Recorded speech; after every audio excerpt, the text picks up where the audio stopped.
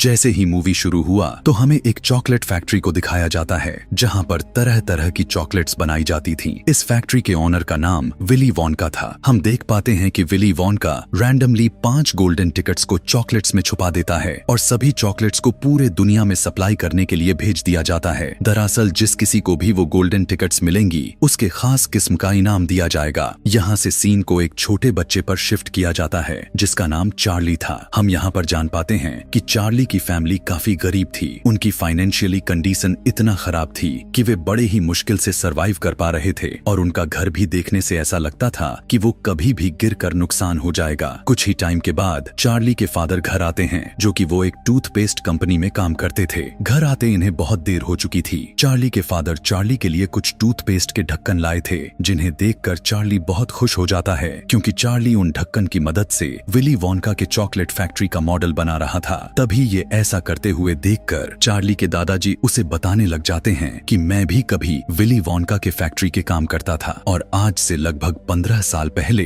Willie वॉनका ने दुनिया के सबसे बड़े फैक्ट्री बनाई, यानी दुनिया के बड़े से बड़े फैक्ट्री से वो 60 गुना बड़ी थी। तब इसी चीज से इम्प्रेस होकर इंडिया के एक प्रिंस ने विली वॉनका को चॉकलेट का एक महल बनाने का ऑर्डर दिया और विली वॉनका ने ठीक ऐसा ही किया, यानी उसने उनके कहने के मुताबिक चॉकलेट का महल बना दिया। लेकिन साथ ही साथ उनसे उस प्रिंस को इस महल के बारे में यह भी बताया कि ये ज्यादा दिनों तक नहीं रहने वाला क्योंकि गर्मी बहुत ज्यादा चल रही है, इसीलिए ये महल कभी भी मेल्ट हो सकता है। लेकिन वो प्रिंस उसकी बातों को ज्यादा ध्यान ना देते हुए उसे इग्नोर कर देता है। लेकिन हम दूसरे ही दिन देखते हैं कि काफी तेज धूप निकल चुकी थी, यानी आज के दिन कड़क की धूप गर्मी चल रही थी जिसकी वजह से चॉकलेट का वो पूरा राजमहल पिघल कर बह जाता है। फिर जब विली वॉनका अपने फैक्ट्री में वापस आता है तो उसे पता चलता है कि उसके ही फैक्ट्री में एक जासूस घुस गया था। दरअसल इस जासूस को एक दूसरे चॉकलेट फैक्ट्री के ओनर ने भेज रखा था ताकि वो विली वॉनका की सीक्रेट रेसिपी को चुरा ले जिसके जरिए वो चॉकलेट्स बनाता है और वो बाकी के ओनर्स इस चीज में कामयाब भी रहे थे उस जासूस के जरिए। और अगले ही दिन सभी चॉकलेट्स कंपनियां विली वॉनका के रेसिपी को चुराकर उसके सभी मशहूर चॉकलेट्स को बनाकर खुले बाजार में बेचना शुरू कर देते हैं। इस बारे में जब विली वॉनका को पता चला